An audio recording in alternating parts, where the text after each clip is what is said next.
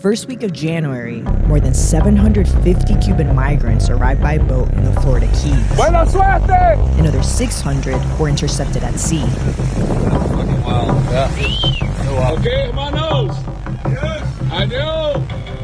They are part of the largest mass exodus from the island since Fidel Castro's revolution. We've already seen several abandoned rafts and boats and makeshift boats.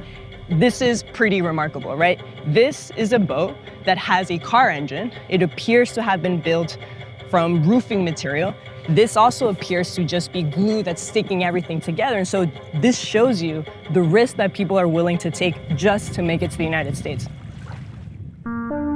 Cubans have been fleeing the communist regime by boat since the 60s. We call them balseros, or rafters. But as the economic situation has deteriorated in Cuba over the past 2 years, and basic goods became scarce, there's been an uptick of people making this treacherous journey.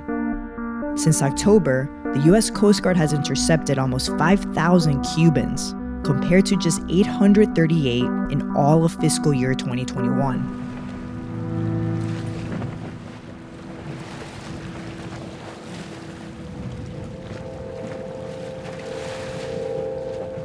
So we're in the Florida Straits right now between Key West, the Bahamas, and Cuba. This is the type of craft that people are taking to trek over 200 miles from the island. They're faced with powerful waves, brutal tides, sharks, and many can't make it. The surge in arrivals created a humanitarian crisis on the Keys. Governor Ron DeSantis declared a state of emergency, a move that came as a relief to local officials like Republican Mayor Craig Cates. Thank you to the governor for doing the state of emergency down here. They're sending extra state troopers to help our sheriff's department and our police departments when they do make landings to collect them and process them. What's the biggest impact the county has felt? The biggest impact is the sheriff's department not having enough officers to handle all the migrants that are coming ashore. The biggest impact as far as to the environment is all these boats coming ashore, washing up on the beaches. Has the community reacted in a certain way? I mean, have your constituents been talking about this? What do they say? Our constituents are worried about the damage to the seafloor and the beaches and the coral because we work so hard to protect it.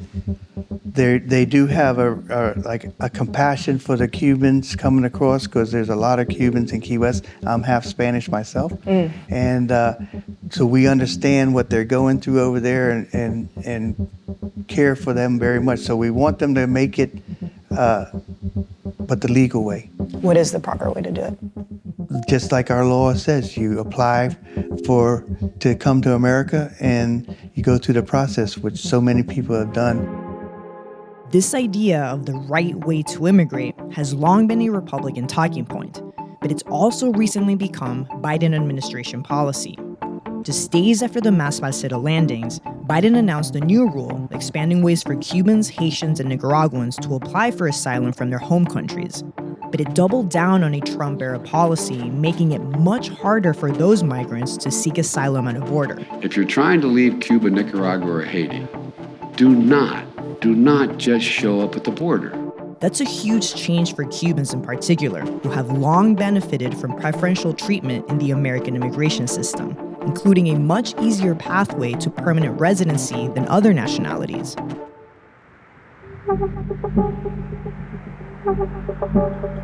At a Border Patrol processing facility in the Keys, the new policy was already creating confusion.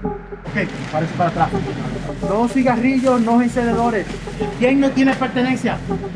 Previously, these detainees would have likely been released on parole, but now their family members were being told they might not get out at all. ¿Se están tratando bien ahí?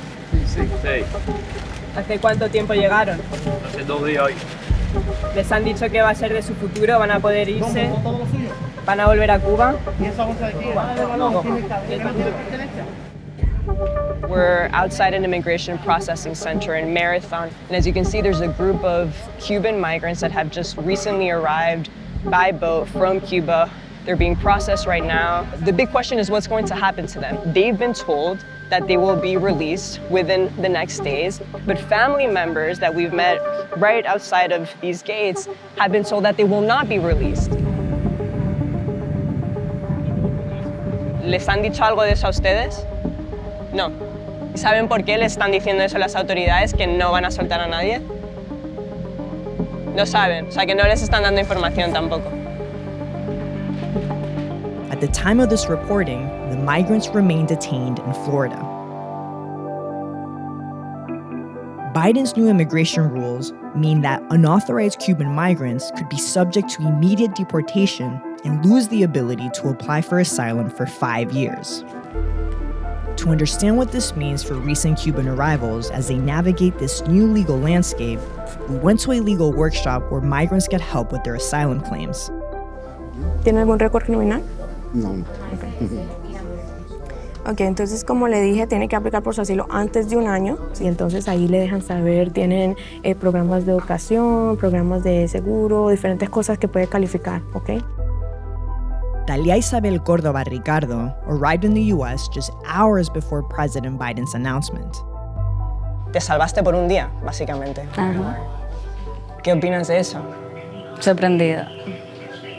No me lo imaginé. ¿Qué fue lo primero que pensaste cuando lo oíste? Qué suerte. Qué suerte, ¿no? Sí, porque el día antes ya había entrado. In light of President Biden's new announcement, will the new recent Cuban rafters be treated significantly different from the way that Cuban rafters have been treated historically? Yes, we're seeing a lot more expedited orders of removal right away, given right when they come into the country. If somebody came in last week, they have a pretty good chance of getting, their residency at a year and a day. But now, we're probably going to see that most people are not being allowed in. Sorry, I just wanted to add, I think I overheard that you were talking about rafters. Yeah. I've seen a few of them come in where they already have an expedited order of removal. Even the most recent ones, right? Yeah, that's what I've seen. As a lawyer, what are your thoughts on that? I think he's trying to increase the security at the border. I think he sort of had a good intention, but it's also going to keep a lot of people out. He's putting a big limitation on immigration. This is a big deal for Florida, where the powerful Cuban-American vote holds an unusual place in state politics. They generally support GOP candidates and their conservative immigration policies, but have diverging opinions when it comes to Cuban migration. It's hard to say how this new policy will sway voters, even ones who get what balseros are going through. Los dos vinieron de balsa, ahora sabemos que hay muchos balseros cubanos que están viniendo ahora. Hemos visto muchas balsas en los Cayos. ¿Qué se puede decir de lo que han pasado ellos? Es un peligro, es una locura. Eso es una locura. ¿Qué vivió usted? Aquí vivo un milagro. O sea, que el hecho de que estén ustedes aquí es un milagro. El sol. Las horas, los tiburones dando vueltas. Los tiburones tú los ves que... Dándote vueltas, esperando que salga un conmigo venía uno y se cayó en la madrugada. Pero no lo vimos más. O sea, que murió. Murió, se lo comieron. No lo vimos más. Nosotros una mañana amanecimos con dos tiburones dando vueltas así, y nos salvamos porque vinieron 3 delfines. El delfín te defiende. ¿Qué piensan ustedes de las nuevas políticas de Biden? ¿Qué piensan? Yo pienso que está bien que lo haga esa, porque es un peligro venir para acá. Hacer eso es una locura. Yo creo que no. Porque hay muchos en la frontera que han vendido sus casas, han vendido todo su dinero. Cuando vuelvan a su país, una goma, van para la calle. Para comprar política. Porque Obama fue el que quitó el pie seco, pie mojado. Y ahora él ya Alice también mira la política que puso. Ya los cubanos no tienen privilegio. No, eso es histórico. Jamás que lo tenían los cubanos.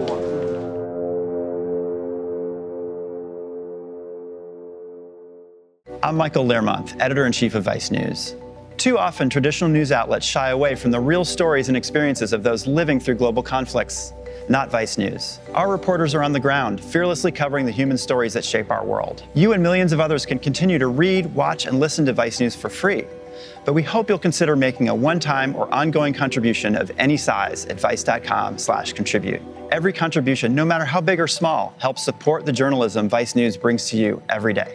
Thank you.